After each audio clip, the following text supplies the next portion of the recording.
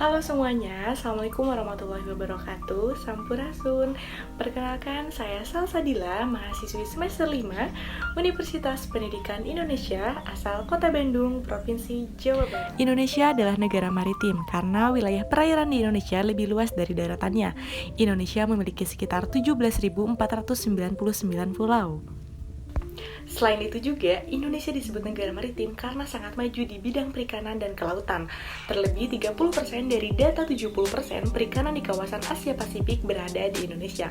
Maka dari itu, sekarang aku mau langsung terjun ke pasar ikan buat melihat bagaimana pelelangan di pasar ikan yang ada di wilayah aku, cara memotong, hasil pendapatan, dan juga rata-rata pendapatan ikan perharinya. Jadi langsung aja ikutin yuk.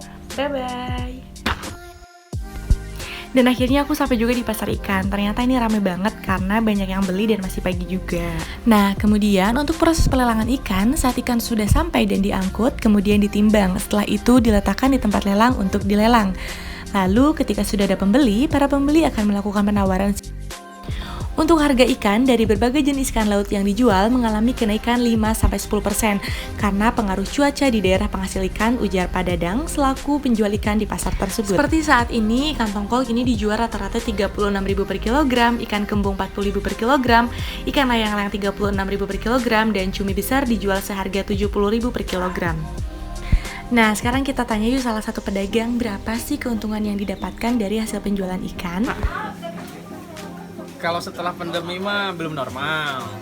Biasa kita target kecapai, sekarang mah targetnya susah. Naik turun gitu ya? Mending kalau naik turun, sekarang lebih banyak menurun. Kalau di nominal berapa, Pak? Nominal Per hari boleh? Rata-rata 1,5 Dapat lagi jelek. Tapi kalau lagi sebelum pandemi mah 2,5 sanggup. Siapa ya?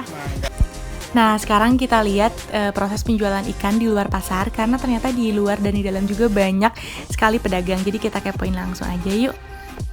Nah, ternyata di luar juga ikannya masih pada segar-segar dan tentunya langsung dipotong oleh pedagangnya sendiri.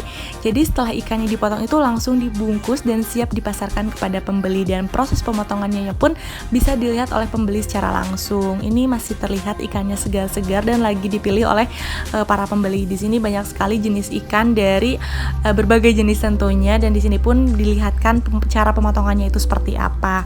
Di sini sudah ada ikan yang dipotong tentunya siap untuk dipasarkan dengan harga yang menyesuaikan kota Cimahi seperti itu. Dan alhamdulillah sekali di sini terlihat banyak sekali membeli ikan. Nah, kemudian di sini juga ada cara pemotongan ikan tongkol yang tentunya sudah dibersihkan dan siap dipasarkan. Jadi, ikan tongkol yang sudah dipotong beberapa bagian kemudian dipotong kembali atas arahan dan permintaan dari para pembeli. Kemudian dibungkus menggunakan kertas, tapi biasanya kata bapaknya juga bisa menggunakan daun pisang, tapi kali ini menggunakan kertas. Kemudian untuk cara pemotongan dan pembungkusan setelah dipotong-potong itu sepertinya tiap daerah sama karena menurut bapaknya itu hampir sama tiap kota pun seperti itu.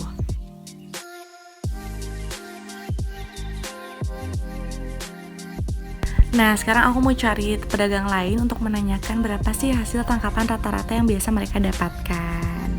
Nah, dan di sini aku ketemu dua pedagang, Bu Ani dan Bu Teti, yang dimana mereka itu biasanya berjualan tiap hari dan mengalami penurunan dan penaikan dalam hasil tangkapan ikan. Jadi langsung tanya aja yuk. Ibu biasanya untuk hasil tangkapan ikan ini biasanya bersumber dari mana, Bu? Dari Saguling, dari Ciroyong. Per harinya berapa kilo, Bu, biasanya? Gak tahu, kadang 15-20. Oh, per harinya berarti 20 kilo ya, Bu, ya, nyampe. Oh ya, makasih banyak Ibu. Nah, dan ini adalah gambaran dari penjualan ikan Bu Ani dan Bu Teti untuk perharinya.